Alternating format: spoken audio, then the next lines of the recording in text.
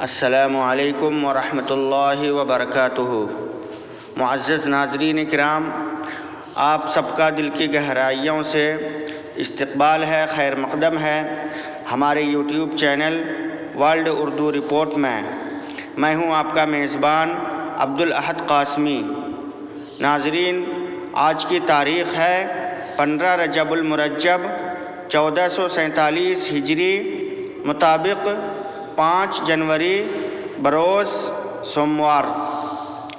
ناظرین کرام، اپنے موضوع کے سلسلے کا آغاز کرنے سے پہلے آپ سے ایک مؤدبانہ گزارش ہے کہ اگر آپ نے ابھی تک ہمارے چینل کو سبسکرائب نہیں کیا ہے تو فوراً سبسکرائب کر دیں، ویڈیو کو لائک کریں اور اہم موضوع اور تبصرے کو دوسروں تک پہنچانے کے لیے اس ویڈیو کو شیئر بھی ضرور کریں۔ ناظرین، آج ہم ایک بہت ہی حساس موضوع پر گفتگو کرنے جا رہے ہیں، جس کا تعلق ہماری پڑوسی ملک بنگلہ دیش سے ہے۔ ہمارا پڑوسی ملک بنگلہ دیش سے ہے، بہت اہم اور دین دنیا کے تعلق سے بہت ہی اہمیت کا حامل ہے۔ جی ہاں ناظرین، آج کا موضوع اور ٹاپک ہے معاشی عروج، سیاسی زوال، بنگلہ دیش کا سبق۔ ناظرین، بنگلہ دیش کی جدید تاریخ محض ایک ملک کی معاشی کامیابی یا سیاسی ناکامی کی داستان نہیں، بلکہ یہ اس بنیادی سوال کا عملی اور فکر انگیز جواب ہے کہ آیا صرف بلند بالا ترقیاتی منصوبے، تیز رفتار معاشی نمو اور جی ڈی پی کے دلکش اعداد و شمار کسی قوم کو سیاسی آزادی، عوامی وقار اور جمہوری حق انتخاب کے نعم البدل فراہم کر سکتے ہیں، یا پھر ترقی اور آزادی کے درمیان یہ نازک توازن ٹوٹتے ہی تاریخ اپنا فیصلہ سڑکوں پر لکھ دیتی ہے۔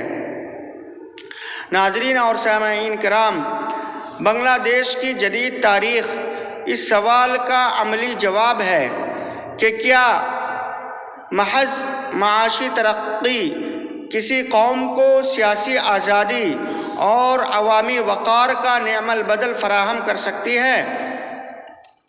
20ویں صدی کے اواخر اور 21ویں صدی کی پہلی 2 دہائیوں میں بنگلہ دیش کو عالمی سطح پر ترقی کا پوسٹر چائلڈ کہا جاتا تھا۔ یہ محض ایک خطاب نہیں تھا، بلکہ ایک ایسی ریاست کی داستان عظمت تھی جو 1971 میں شدید غربت، ہولناک قحط اور ایک تباہ حال ڈھانچے کے ساتھ دنیا کے نقشے پر نمودار ہوئی تھی۔ اس دور میں امریکی پالیسی ساز ہنری کنسلر نے بنگلہ دیش کو ایک ٹوٹا ہوا برتن قرار دے کر اس کے روشن مستقبل سے انکار کر دیا تھا، مگر بنگلہ دیشی عوام کی محنت اور گارمنٹس انڈسٹری کے انقلاب نے اس پیش گوئی کو غلط ثابت کر دکھایا۔ چنانچہ چند ہی برسوں میں اس ملک نے معاشی نمو کی وہ منزلیں طے کی جن کی مثال جنوبی ایشیا کے دیگر ممالک میں ملنا مشکل تھی۔ چنانچہ ایک وقت ایسا بھی آیا کہ جب بنگلہ دیش کی فیکس آمدنی خطے کے بڑے ممالک سے تجاوز کر گئی اور دنیا اس کے معاشی ماڈل کو حیرت اور استعجاب سے دیکھنے لگی۔ تاہم اس چمکتے ہوئے معاشی سورج کے سائے میں ایک تاریک سیاسی خلا جنم لے رہا تھا۔ ناظرین، شیخ حسینہ واجد کی 15 سالہ حکمرانی، جو بظاہر استحکام اور میگا پروجیکٹ کی علامت تھی، در حقیقت ایک ایسی آہنی گرفت کی عکاس تھی جس نے جمہوریت کی روح کو کچل کر رکھ دیا تھا۔ معاشی اعداد و شمار کے بلند بالا میناروں کے پیچھے سیاسی گٹھن، انسانی حقوق کی پامالی اور اپوزیشن کی آواز کو دبانے کا ایک ایسا سلسلہ شروع ہوا جس نے سماجی ڈھانچے کو اندر سے کھوکھلا کر دیا تھا۔ ناظرین، ترقی کا وہ محل جو محض GDP کے ستونوں پر کھڑا تھا، عوامی شرکت اور سیاسی انصاف کی بنیادوں سے محروم ہو چکا تھا۔ سامعین کرام، آئیے اس معاشی عروج اور سیاسی زوال کے گراف کو ایک تصویر کی مدد سے سمجھتے ہیں جو دکھاتا ہے کہ کیسے معاشی ترقی تو بلند ہوتی رہی مگر جمہوری اقدار کا گراف تیزی سے نیچے گرا۔ 2024 کے وسط تک آتے یہ بلند بالا محل اچانک ریت کی دیوار ثابت ہوا۔ ڈھاکہ کی سڑکوں پر اٹھنے والا عوامی طوفان، جس کی قیادت ملک کی نوجوان نسل کر رہی تھی، شیخ حسینہ کی 15 سالہ سلطنت کو تنکوں کی طرح بہا لے گیا۔ یہ انقلاب محض ایک حکومت کی تبدیلی نہیں تھی بلکہ اس عالمی مفروضے کی شکست تھی کہ روٹی فراہم کر کے آزادی چھینی جا سکتی ہے۔ بنگلہ دیش کا یہ واقعہ ہمیں ایک تلخ مگر ناگزیر سبق سکھاتا ہے کہ جب معاشی خوشحالی کے ثمرات انصاف کی بنیاد پر تقسیم نہ ہو اور جب ترقی کی چمک عام آدمی کی آنکھوں میں امید کے بجائے غصہ بھرنے لگے تو پھر اعداد و شمار کی جادوگری بھی کسی حکمراں کو عبرتناک انجام سے نہیں بچا سکتی۔ ناظرین، یہ داستاں ایک ابھرتے ہوئے ستارے کے ڈوبنے کی نہیں بلکہ ایک بے حس نظام کے خلاف عوامی آزادی کی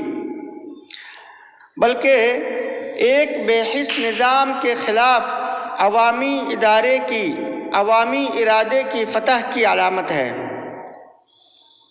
ناظرین، بنگلہ دیش کی عوامی ترقی کی داستان در حقیقت اس کی محنت کش عوام، خاص طور پر خواتین کی ہمت کی داستان ہے۔ شیخ حسینہ واجد کے 15 سالہ دور میں بنگلہ دیش نے ایک ایسے صنعتی چھلانگ لگائی جس نے دنیا کے بڑے معاشی ماہرین کو دنگ کر دیا۔ اس کی بنیاد ٹیکسٹائل اور ریڈی میڈ گارمنٹس کی صنعت پر رکھی گئی تھی۔ دیکھتے ہی دیکھتے بنگلہ دیش چین کے بعد دنیا کا دوسرا بڑا ملبوسات برآمد کرنے والا ملک بن گیا، یعنی بڑا امپورٹ کرنے والا ملک بن گیا۔ ملک کی برآمد کا تقریباً 80% سے زائد حصہ اسی ایک صنعت سے وابستہ ہو گیا، جس نے نہ صرف غیر ملکی زر مبادلہ کے ذخائر کو استحکام بخشا بلکہ لاکھوں دیہی خاندانوں کو غربت کی لکیر سے نکال کر ایک نئی زندگی عطا کی۔ اس معاشی سفر میں انفراسٹرکچر کی تعمیر نے کلیدی کردار ادا کیا۔ حکومت نے پدما برج جیسے mega project, Dhaka metro rail اور جدید بندرگاہوں کی تعمیر کے ذریعے ملک کے کونے کونے کو معاشی مراکز سے جوڑ دیا۔ پدما برج جو بنگلہ دیش نے اپنے وسائل سے تعمیر کیا، محض ایک پل نہیں تھا بلکہ ملک کے خود اعتمادی کی علامت بن گیا۔ عالمی مالیاتی اداروں کے اعداد و شمار کے مطابق بنگلہ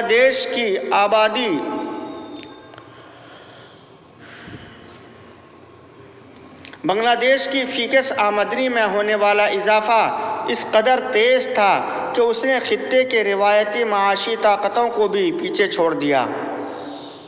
بجلی کی پیداوار میں ریکارڈ اضافہ اور ڈیجیٹل بنگلہ دیش کے وژن نے ملک کو ایک جدید ریاست کے طور پر پیش کیا، جہاں انٹرنیٹ اور ٹیکنالوجی عام آدمی کی پہنچ میں آ گئی۔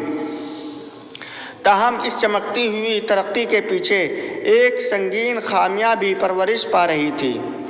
بنگلہ دیش کی معیشت کا بہت زیادہ انحصار صرف ایک صنعت پر تھا جو عالمی منڈی کے اتار چڑھاؤ کے سامنے انتہائی حساس تھی۔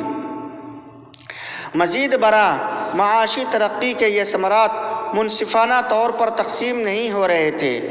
جہاں ایک طرف ڈھاکہ کی سڑکوں پر نئی مہنگی ساڑیاں اور شیشے کی بلند بالا عمارتیں نظر آ رہی تھی، وہیں دوسری طرف مہنگائی کی چکی میں پستا ہوا مزدور طبقہ اپنی اجرت میں اضافے کے لیے چیخ رہا تھا۔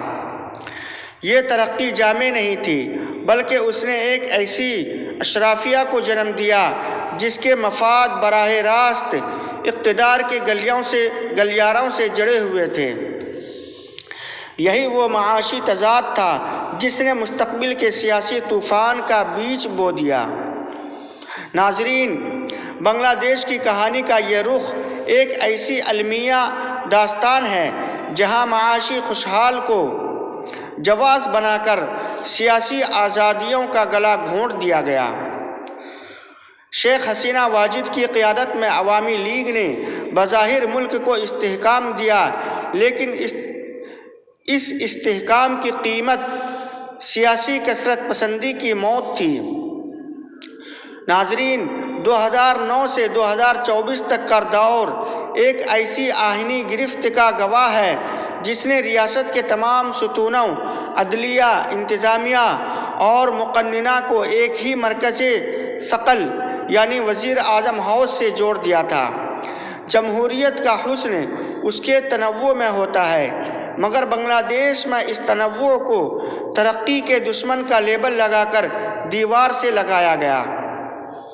ناظرین، اس سیاسی زوال کا سب سے بڑا مظہر وہ انتخابات تھے جو محض ایک رسمی کارروائی بن کر رہ گئے تھے۔